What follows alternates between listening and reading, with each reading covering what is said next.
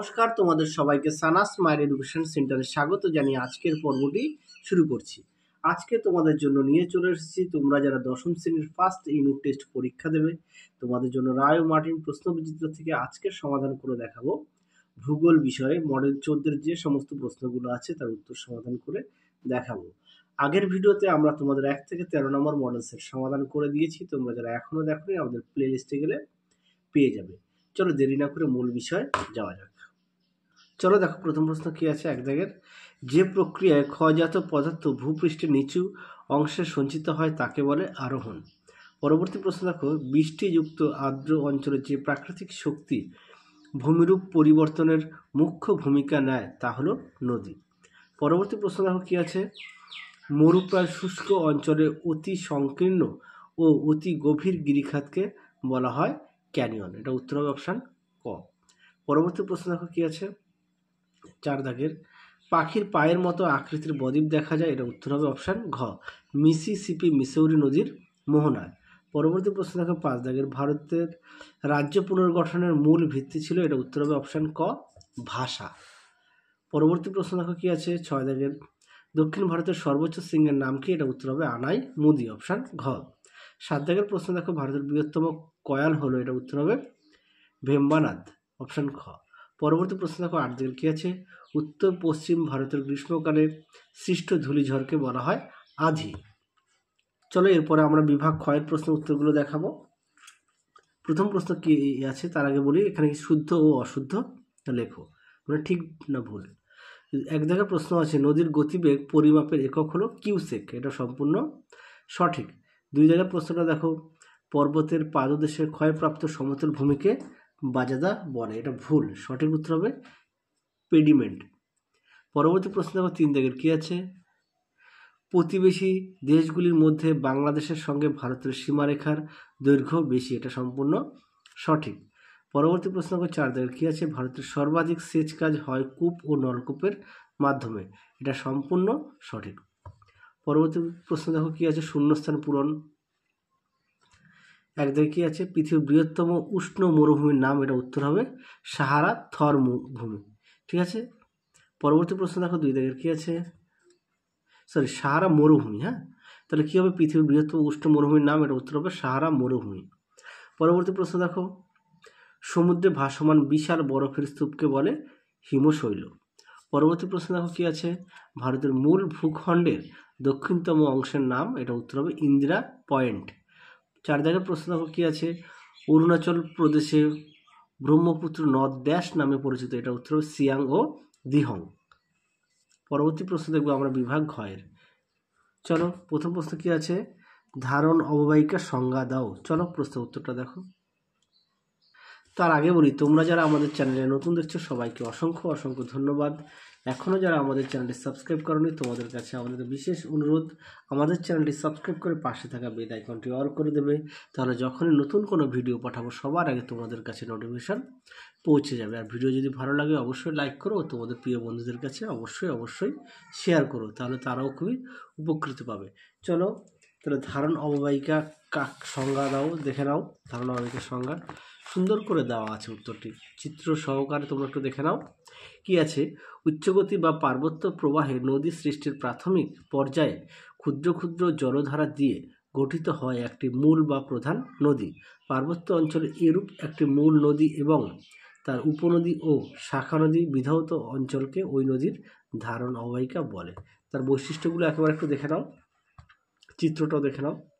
তোমাদের পাঠ্য বইতে চিত্র আছে, তোমরা সেখান থেকেও দেখে নিতে পারো। চলো পরবর্তী প্রশ্ন দেখব কি আছে।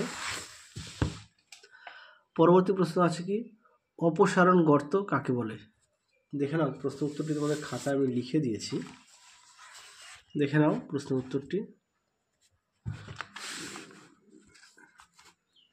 কি আছে, উদ্ভিদ মূল্য বাধাহীন মরু অঞ্চলে বায়ু প্রবল বেগে প্রবাহিত হয়, ফলে কোনো স্থানের আলগা শুষ্ক বালি কাদা কণা পলি প্রভৃতি এক স্থান থেকে অন্য স্থানে প্রবাহিত হয় এবং ওই স্থানে ছোট বড় বিভিন্ন আকৃতির গর্তের সৃষ্টি হয়। একে অপসারণ গর্ত বা ব্লো আউট বলে। তাহলে উত্তরটা তোমরা এখান থেকে এই অবধি লিখবে।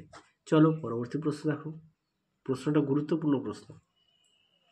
পরবর্তী প্রশ্ন দেখো কি আছে, 3-3 দুল উপত্যকা কাকে বলে? চলো উত্তরটা দেখো। এই প্রশ্নটা তোমাদের আগের ভিডিওতে দেখানো আছে, তোমরা একটু কষ্ট করে দেখে নিও, কেননা এই সেটটা অনেক মডেল সেটে দেওয়া আছে, প্রশ্নটি এমনিও গুরুত্বপূর্ণ। পরবর্তী প্রশ্ন দেখো, মৌসুমী বিস্ফোরণ বলতে কী বোঝো? চলো উত্তরটা দেখাই, এই প্রশ্নের উত্তরটা দেখাচ্ছি। যদিও এই প্রশ্নের উত্তরটা তোমাদের অনেক সেটে দেওয়া আছে, তাও আমি একটু দেখিয়ে দিই। মৌসুমী বিস্ফোরণ দেখে নাও, প্রশ্নের উত্তরটি দেখে নাও কি আছে। গ্রীষ্মকালে উত্তর পশ্চিম ভারতে উষ্ণতার আধিক্যর কারণে গভীর নিম্নচাপের সৃষ্টি হয়। এই নিম্নচাপের কারণে জুন মাসের প্রথম সপ্তাহে জলীয় বাষ্পপূর্ণ দক্ষিণ পশ্চিম মৌসুমী বায়ুর আরব সাগরীয় শাখা ভারতের পশ্চিমে মালাবার উপকূলে দিয়ে প্রবেশ করে এবং পশ্চিমঘাট পর্বতে বাধা পেয়ে হঠাৎ প্রচুর পরিমাণে বৃষ্টিপাত ঘটিয়ে বর্ষা ঋতুর সূচনা করে। প্রায় একই সঙ্গে দক্ষিণ পশ্চিম মৌসুমী বায়ুর বঙ্গোপসাগরীয় শাখা পূর্ব হিমালয়ের বাধা পেয়ে প্রচুর বৃষ্টিপাত ঘটাতে শুরু করে। গ্রীষ্মকালে দাবদাহের মধ্যে হঠাৎ মুষলধারে মৌসুমী বৃষ্টিপাতের সূচনাকে মৌসুমী বিস্ফোরণ বলে। তুমি উত্তরটি এই পর্যন্ত লিখবে। পরবর্তী আমরা প্রশ্ন দেখব কি বিভাগ ঘয়ের। বিভাগ ঘয়ের প্রশ্ন মান হচ্ছে 3 নম্বর। এক একটি প্রশ্ন। প্রথম প্রশ্ন কি আছে, ইয়ারদাং ও জিওজ্ঞানের মধ্যে পার্থক্য। প্রশ্নটি তোমাদের অনেক সেটের দেওয়া আছে, আমি তা উত্তরও দেখিয়েছি, তাও তোমাদের উত্তরটি আরও একবার দেখাই। চলো উত্তরটা দেখে নাও। দেখে নাও, প্রশ্নের উত্তরটি সুন্দর করে দেওয়া আছে। অবশ্যই তোমরা বিষয় উল্লেখ করবে। দেখো, 1 নম্বর বিষয় আছে শিলার অবস্থান, 2 নম্বর আছে উচ্চতা, তারপর আছে আকৃতি, তারপর আছে মস্তক দেশ, তারপর আছে উদাহরণ। তোমরা অবশ্যই পয়েন্ট দিয়ে দিয়ে লিখবে। চলো পরবর্তী প্রশ্ন দেখাই কি আছে। পরবর্তী প্রশ্ন দেখো, দক্ষিণ ভারতের জলাশয়ের মাধ্যমে সেচ কাজ বেশি প্রচলিত কেন? চলো উত্তরটা দেখো। দেখে নাও প্রশ্নটি। আচ্ছা, উত্তরটা দেখো, সুন্দর করে পয়েন্ট দেওয়া আছে। 1 নম্বর আছে কি অপ্রবেশ্য শিলার উপস্থিতি, 2 নম্বর আছে নদীর উপস্থিতি, 3 নম্বর আছে তরঙ্গায়িত ভূভাগ, 4 নম্বর আছে বৃষ্টির জলের স্বল্পতা। তোমরা সুন্দর করে পয়েন্ট দিয়ে দিয়ে লিখবে। দেখে নাও প্রশ্নের উত্তরটি। পরীক্ষা খুব আসে প্রশ্নটি, তোমরা অবশ্যই ভালো করে পড়বে। চলো পরবর্তী প্রশ্ন দেখো কি আছে। আর তোমরা অবশ্যই তোমাদের পাঠ্য বইটি অবশ্যই খুঁটিয়ে পড়বে। পাঠ্য বই যদি খুঁটিয়ে পড়ো তাহলে দেখবা ঘটনা যে কোনো বিষয় সম্পর্কে বিস্তারিত তোমরা জানতে পারবে। আর তোমরা অবশ্যই বড় প্রশ্নের ক্ষেত্রে অবশ্যই এক একটি বড় প্রশ্ন মিনিমাম 2 থেকে 3 বার না দেখে লেখার চেষ্টা করবে বাড়িতে। বড় প্রশ্ন যদি না দেখে লেখো, তোমাদের কী হবে, হাতের লেখা পরিষ্কার হবে, বানান ভুল হবে না, এবং পরীক্ষায় অল্প সময়ের মধ্যে উত্তরগুলো কভারেজ করতে পারবে এবং উত্তরটা দেখবা অনেক দিন তোমাদের মনে থাকবে। চলো এবার আমরা বিভাগ উময়ের প্রশ্নগুলো দেখব কি আছে। দেখে নাও বিভাগ উময়ের।